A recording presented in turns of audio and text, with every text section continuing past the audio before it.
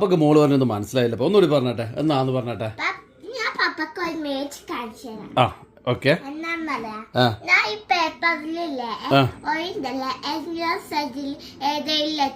അത് എന്നോ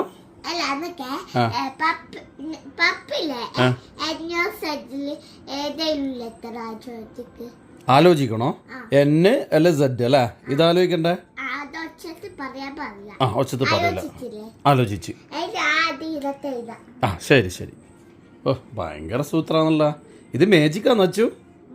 അമ്പടോ കണ്ടന്നെ അറിയണം മേജിക്ക്. ആ ഇപ്പം ഇനി പറയാൻ പറ്റുവാ? പപ്പ സെഡ് ആലോചിച്ചേ.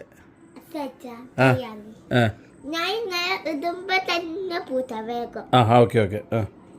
ആ പൂട്ടി. ആ തുറന്നു. അങ്ങ് ദൂരെ പോയാ തട്ടിപ്പാവൂലേ? ഈട് തന്നെ പൊളിക്കറാ. ഈട് നല്ലേ പൊളിക്കണ്ടേ? ദൂരത്ത് മോള് വല്ല തട്ടിപ്പും കാണിച്ചാലോ? എടുത്തു. ഇത് സെഡ് തലയിരിഞ്ഞു പോയാ. സെഡ് ഇങ്ങനെ എഴുതുവാ. അന്റെ മോക്ക് സെഡ് എഴുതാറില്ല. മോളെ സെഡ് ഇച്ചിരി തലയിരിഞ്ഞു അല്ലേ മമ്മി? പപ്പ വിചാരിച്ച ഓ ഭയങ്കര സൂത്രാന്ന്. പപ്പക്ക് പറഞ്ഞു തരുക വേണ്ട കേട്ടാ. Okay okay. പക്ഷെങ്കിൽ പപ്പ സെഡ് പറഞ്ഞിട്ട് തലതിരിഞ്ഞ സെഡാന്നല്ലോ മോളെ എനിക്ക് തന്നേ.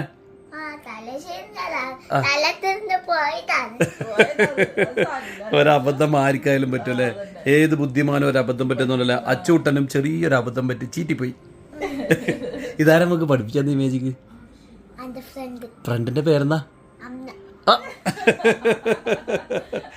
എനക്ക് തോന്നിയേ നേരത്തെ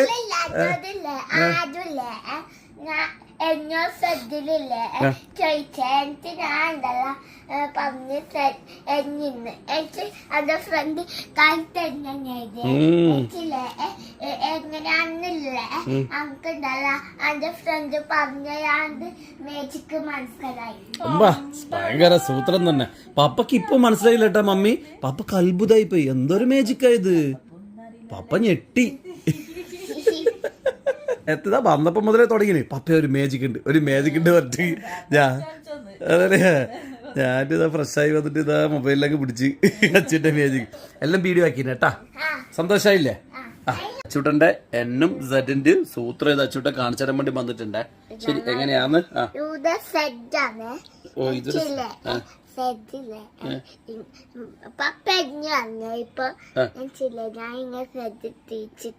തിരിച്ചു വെച്ച എന്നയ്യല്ലേ?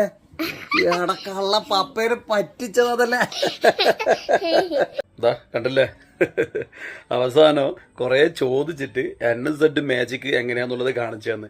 എന്നെ ഇങ്ങനെയൊക്കെയെന്ന് തിരിച്ചിട്ട സെഡ് ഇതെല്ലാം പറഞ്ഞിട്ട് അതിനെപ്പറ്റി വിശദീകരിച്ചത് എൻ്റെ മോള്. ശരി, ഏതായാലും മോളപ്പിലുള്ള തമാശ ഇന്ന് ഇത്ര മതി. ശരി എന്നാ പിന്നെ ഓക്കെ, നാളെ കാണാം. ബൈ.